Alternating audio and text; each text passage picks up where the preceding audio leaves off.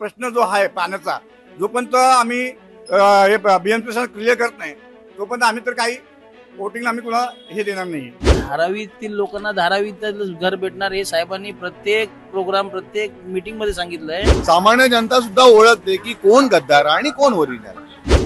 मशाल निवडून येणार, देसाई साहेब निवडून येतील। घर में बोलते जीरा है, राहुल शिवाले हमारे हीरा है। वर्षात यायला अगर इथं तिकीट मिळालं असती तर एकदम आम्हाला इजी गेली असती। पण कसं हवंय, आम्हाला घाणीत जायचं नाहीये। महाविकास आघाडीच्या वरिष्ठ नेत्यांच्या निर्णयामुळे आम्हाला हात बोलतायत, त्याच्यामुळे आम्ही काम करत आहे। आळानी आला म्हणून तुम्हाला धाराई छान वाटायला लागली, त्यांनी नसाला तर तुम्हाला धाराई घाणच वाटत होती ना।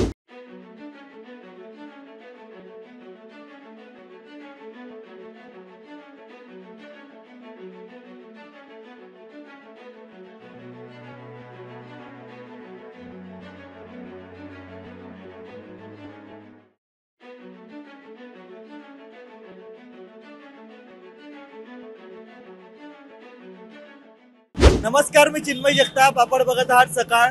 आज मी आलो आहे दक्षिण मध्य लोकसभा मतदारसंघामध्ये मुंबईच्या।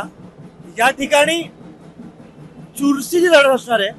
चुरशीची यासाठी कारण की समोर 2 टर्म खासदार असणारे राहुल शेवाळे हे शिवसेनेकडनं आहेत, तर उद्धव ठाकरे गटाकडनं अनिल देसाई तितकेच मातब्बर नेते उभे आहेत। हा जो मतदारसंघ आहे हा कष्टकऱ्यांचा मतदारसंघ आहे। मुंबईमध्ये जितकाही कष्टकरी मतदार असेल तो सर्व या ठिकाणी राहतो, म्हणूनच याला कष्टकऱ्यांचा मतदारसंघ म्हटला जातो। धारावी पासून ते चेंबूर पर्यंत जितकाही कष्टकरी आहे हा मतदार या मतदारसंघात राहतो। अशा वेळी हा कोणाला कौल देणार यासाठी आपण चर्चा करतोय इथल्या मतदाराशी आणि जाणून घेतोय नक्की कोण बाजी मारू शकतं याबद्दल। त्या तरी आम्ही तसं सांगू शकत नाही, पण मी या स्थानिक सोसायटी विठ्ठल कॉपरेटिव्ह सोसायटीचा मी अध्यक्ष आहे, संजय धुमाळ। सध्या आमच्याकडे स्थानिक प्रश्न खूप प्रलंबित आहेत। पाणी प्रश्न म्हणजे गेल्या एक 10-20 दिवसापासून माझ्या सोसायटीमध्ये दूषित पाण्याचा खूप गंभीर प्रश्न, त्यामुळे सोसायटीमध्ये जवळ 80 ते 90% लोक माझे जुलाब, उलट्या आणि आजार आहेत। आम्ही स्थानिक बीएमसी प्रशासनाला कंप्लेंट केली, त्यांचे लोक पाण्याचं सॅम्पलवर घेऊन गेले, पण त्याच्यावर कोणी बोलायला तयार नाही। स्थानिक अधिकाऱ्यांशी आम्ही संवाद साधला। स्थानिक अधिकारी सांगतात आम्ही इलेक्शनच्यात बिझी आहोत, पण खासदारांनी म्हणा दुसरे येणाऱ्या नवीन उभे आहेत त्यांनी पण कुणी यावर स्थानिक याच्यावर मुद्द्यावर प्रश्नावर विषय मांडला नाही।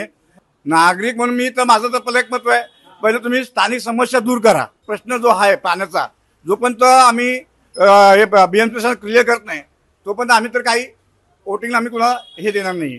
मला कोणाचा प्रचार पटत नाही, मला फक्त इथल्या रहिवाशांचा पाण्याचा प्रश्न आहे, जे गढूळ पाणी येतं त्याच्यावर मी नाराज आहे। आमची आता मी जिथं राहतो तिथं 450 लोकांची सोसायटी आहे, सगळ्याच्या घरात दूषित पाणी येते। महापालिका दुर्लक्ष करते याच्यावर। जे प्रचाराला येतात लोक ते कोणत्याही पक्षाचे असो, त्यांना ही समस्या माहिती आहे का? त्यांना समस्या आज जेव्हा बीएमसीने कळवलं तेव्हा त्यांना समस्या माहित पडेल ना। कळवलंच नाही, अजिबात कळवलंच नाही। मला आता असं वाटतं की आपला सरकार असा येईल असा कुठला सरकार येईल सांगू शकत नाही।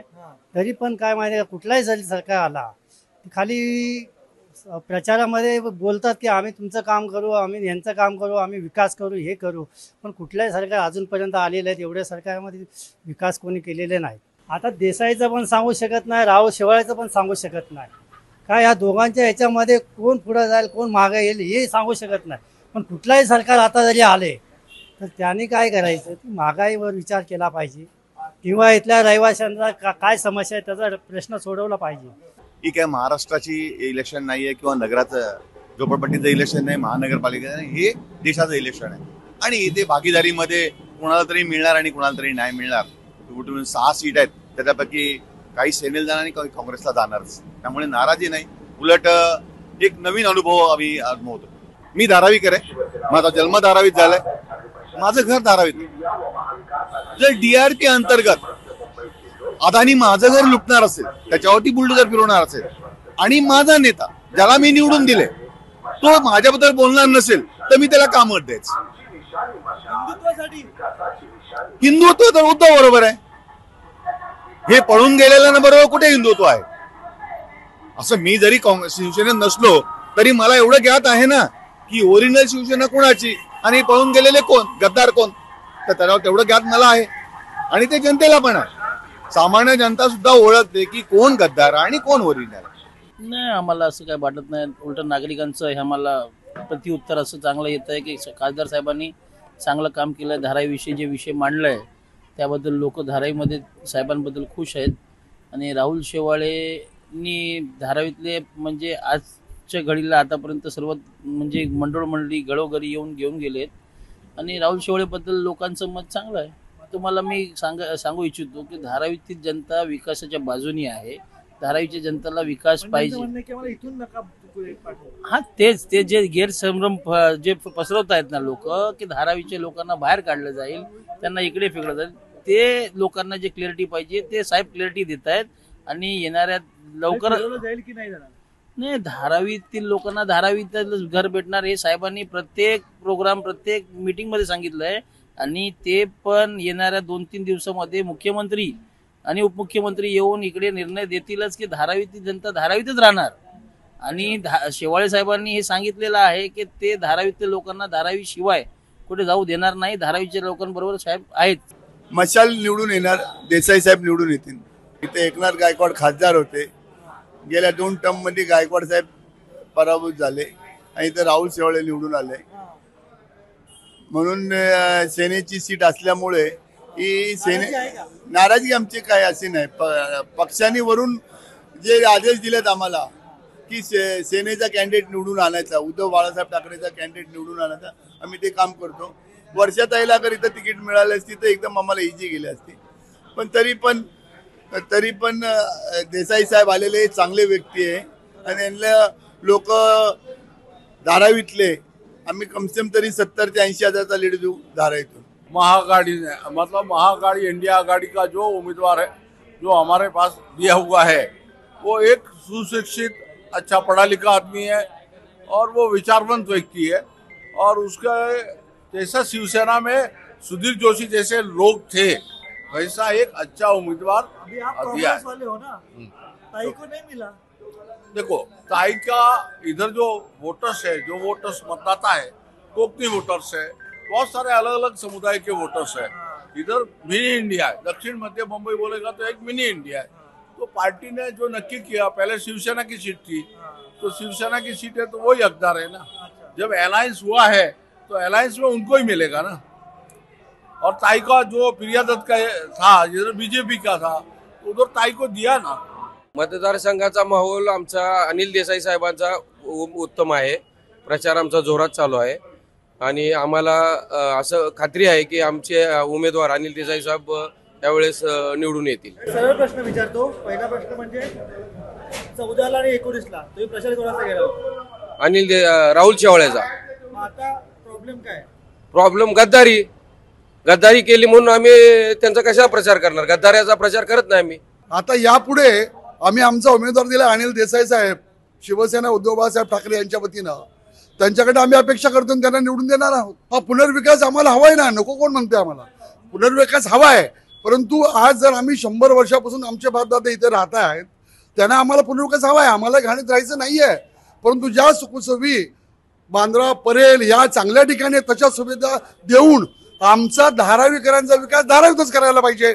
धारावीमध्ये कॉलेज हवं आहे, शाळा हवं आहे, पटांगण हवं आहे, काय चित्रपटगृह हवं आहे, मुलांना शाळा पाहिजेत, ह्या सगळ्या गोष्टी. आणि आम्हाला धारावीकरांना, मूळ धारावीकरांना त्या धारावीमध्येच राहायचं आहे. त्यामुळे आमचा जर विकास करायचा असेल तर आम्हाला धारावीमध्येच आमचा विकास केला पाहिजे.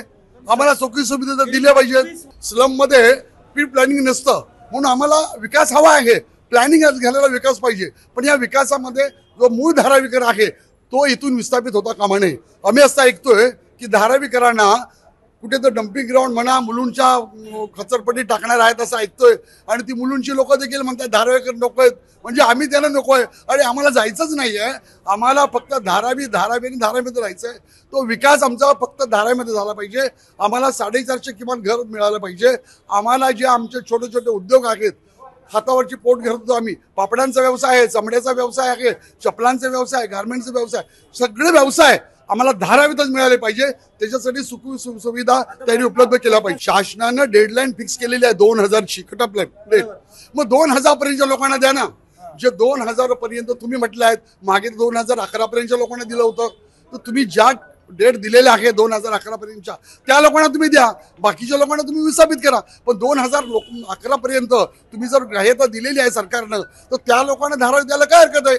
त्यांना देखील तुम्ही विकासाच्या नावाखाली जर मुलुंड डम्पिंग ग्राउंडला म्हणा किंवा मिठागरामध्ये पाठवलं सर, तर ते आम्ही अजिबात धारावीकर सहन करणार नाही. आमचा विकासाला विरोध नाहीये, परंतु विकास हा धारावीमध्ये झाला पाहिजे. फक्त विकास नको तर आमचे छोटे छोटे जे लघु उद्योग आहेत त्यांना देखील परिव्यवस्था मिळाली पाहिजे. तर आमचा विकास आम्हाला झाला असं खऱ्या अर्थानं वाटेल. काँग्रेस पक्षाचे ज्या अध्यक्ष आहेत वर्षाताई गायकवाड, त्यांना उत्तर मध्य मुंबईतून तिकीट भेटलेलं आहे. दक्षिण मध्य मुंबईमध्ये तिकीट नाही भेटलं. महाविकास आघाडीचा धर्म पाळायचा होता म्हणून आम्हाला तिकीट न मिळाल्यामुळे ताईची नाराजी नाही. आम्हाला ताईने आम्हाला वर्षाताईने आम्हाला सगळ्यांना काम करायला सांगितलेलं आहे. आम्ही स्वतः काम करतो. आमचे धारावीचे नेते काम परिसरात काम केलं कोणी? ताईंनी काम केलं? हो, ताईने काम केलेलं आहे. तरी पण तिकीट नाही मिळालं. महाविकास आघाडीच्या वरिष्ठ नेत्यांच्या निर्णयामुळे आम्हाला हातबलत आहे. त्याच्यामुळे आम्ही काम करत आहे. काय मग तू कोरोनामध्ये का नाही आला? तुला आता इलेक्शनला उभं राहायला सगळी धारायची झालेली. धाराई पहिली घाण होती. धाराच्या लोकांना कामाला घ्यायचं नाही, धाराच्या लोकांना लोन द्यायचं नाही, धाराच्या लोकांना बाहेर फिरायला द्यायचं नाही. कोरोनाची लस घेतली काही घेतली का? मग आता कशाला तुम्ही धारायत येता? का म्हणून येता धारायत? आता धारे घाण नाही वाटत? आळानी आला म्हणून तुम्हाला धाराई छान वाटायला लागली. त्यांनी नसाला तर तुम्हाला धाराई घाणच वाटत होती ना. असं गरीबाच्या गलोगली घरोघरी मध्ये पद यात्रा करत राहुल गांधींनी केलं तसं त्यांनी पदयात्रा करत चालत एसीच्या गाडीत नाही यावं.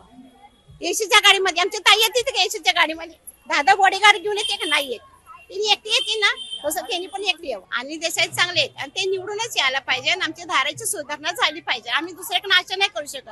आमचे जे आहे शेवाळे ह्याच्यामध्ये मशाल मध्ये आणि देश आम्ही त्यांचीच आशा करू, बाकीची कोणाची आशा नाही करू. राहुल सिवाले सर अच्छे हैं, काम भी उनका अच्छा है और हम लोग को हेल्प भी मिलता है. अभी जल्दी में मेरे को ये बैसाखी की जरूरत थी. अच्छा. ये उसको बोलते वॉकर.